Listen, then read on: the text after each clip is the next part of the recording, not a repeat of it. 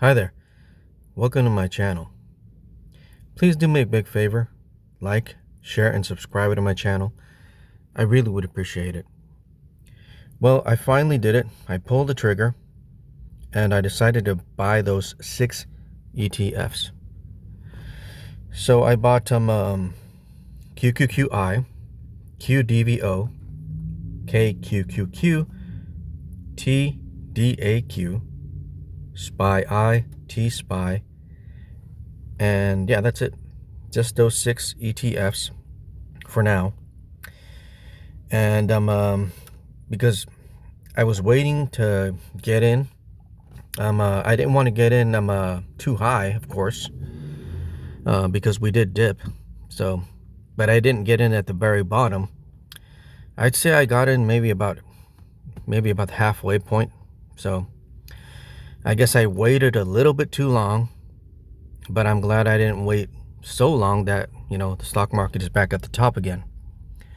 So if we look over here at the at SPY, because I'm basing everything on the S&P 500 as the main benchmark. And if we go to the 1 year mark here and we hit the advanced button, and hopefully it opens up here, and there it is. So as you guys can see up here at the top, let me try to zoom that a bit. If you guys see here, the S&P 500 bounced off that light blue line, which is the 100-day moving average. And now it crossed above the 50-day moving average. So it looks like maybe, well, you know, I don't want to say that the bottom is in, but maybe it is. I don't know. But I decided to go for it today. I bought in, and I just hope I didn't buy at the wrong time, because it's really difficult to time this thing, you know. Just don't know if it's, you know, when it was headed down, I wasn't sure if it was going to continue to head down. And now that it's bounced off of the 100-day moving average and bounced, or, you know, crossed above the 50-day moving average, it looks like maybe this thing's going to start to turn around here. And so that's why I decided to buy, because probably it's going to start to turn around, I think. I hope. Although I really don't know. But nonetheless, at some point, at some time, I must get back into the market here, because, well, I need the income from those ETFs. And I haven't adjusted my dividend tracker, so I don't know exactly how much I'll be making on a monthly basis. But one of the primary reasons why I decided to buy these 6 ETFs, although they do pay less in dividends, they're not like WPay or XPay or XDTE. They don't pay as much, or these ETFs that I chose don't pay as much as those ETFs. But if we look over here at this comparison tool, here I'm having a comparison of all 5 ETFs except for TDAQ, because that one's fairly new. But this is a full comparison of all these ETFs against the S&P 500. So according to this information here, KQQQ is currently outperforming all of them. So if you would have bought KQQQ from, you know, months ago, almost at the beginning of the year, yeah, you'd be doing quite well right now. And as you can see, they all came back from the April crash. And this is total return, so this includes dividends. But so far, it's the KQQQ which has done the best out of all of them. If we go back to Robinhood, we'll be able to see that KQQQ without dividends reinvested, also year to date. Let's go to the year to date here. Year to date, or 1 year. So this is the 1 year comparison. So as you guys can see, it made it back to its previous all-time high, and even now it's still up without dividends. Okay, This is without dividends, reinvested. It's up almost 10%, even without dividends reinvested. So that's why I've decided to choose these ETFs that, even without reinvesting dividends, they continue to go up in value. Some of them better than others, of course. Like, for example, the one that pays the most out of these is TSPY. TSPY is the one amongst these that pays the most, pays the highest dividend. If we go to the 1 year here, as you can see in the 1 year, it's still down 2.77%. So, I mean, it has somewhat maintained its value, I guess, its NAV, because it originally started off at $25 per share. So if you bought it for 25 bucks, then, you're good. Now, if you bought it in this dip, man, you're really good if you bought it in here.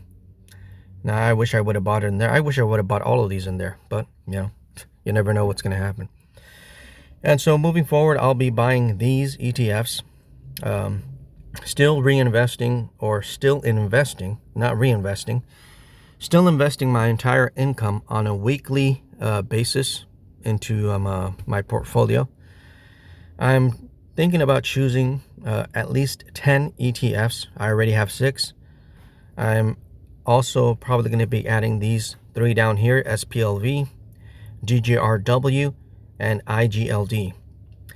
The reason I'm adding SPLV here is because it is low volatility. And if we look at the past week, it's done quite well in the past week.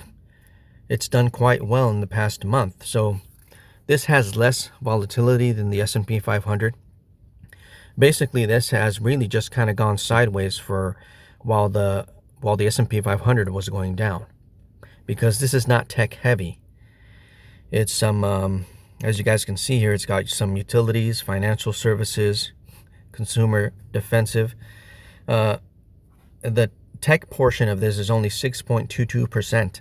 So it's less tech heavy and more, I guess, diversified into different sectors. And so that's why this is considered a low volatility ETF. It also pays a monthly dividend, by the way. I believe it's about 13 cents per share. So it's not much. It's not that high, but this should bring some more stability to my portfolio. I currently don't own any shares, so I'm going to start buying some of this. I'm going to start buying some of this also just for growth. It also pays a monthly dividend.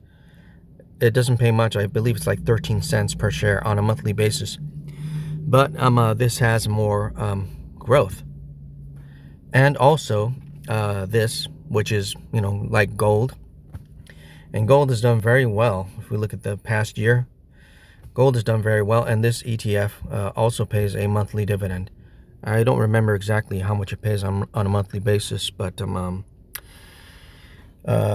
for further diversification, I guess, own a little bit of gold. And I'm trying to look for one more ETF so that I have 10 ETFs, because on a weekly basis, I'm going to invest $1,000. So, 10 ETFs, $100 in each ETF is what I'm planning to do. And so I've been hearing about this ETF. It's SPY Boost, I believe. It's from Neos. It's still not out yet, but I've heard, maybe you guys can look it up. I've heard some other YouTubers talk about it. It's SPYI with a boost. Don't really know all the details about it, but I think they are trying to target at least I believe they said it was anywhere from a 20 to 18% on SPY. So I mean, I know there's already other ETFs that target like a 20%, like XPay, for example. I was thinking of adding XPay, but XPay does erode. Who knows? But maybe this SPYI Boost, maybe it'll be a better ETF. So I think I'm gonna wait till that SPYI Boost comes out and add that one as my 10th ETF, because I want to at least own one super high paying ETF. Now, I was thinking of just maybe buying WPay in small amounts, but I don't know. I think I'm going to wait for NEOS to come out with that SPYI boost ETF and see what that does. That may be a better ETF, maybe, because I do want to own an ETF that does pay higher than all the rest. Just one, I think. I want to try to find the very best one out of all of them to own. So that's what I'm going to be doing going forward here. Please do me a big favor, like, share, and subscribe to my channel. You'd be helping me out a whole lot if you did that, and I'd appreciate it. And thank you so much for watching. You guys have a great one. God bless. We'll catch you in the next video. Bye.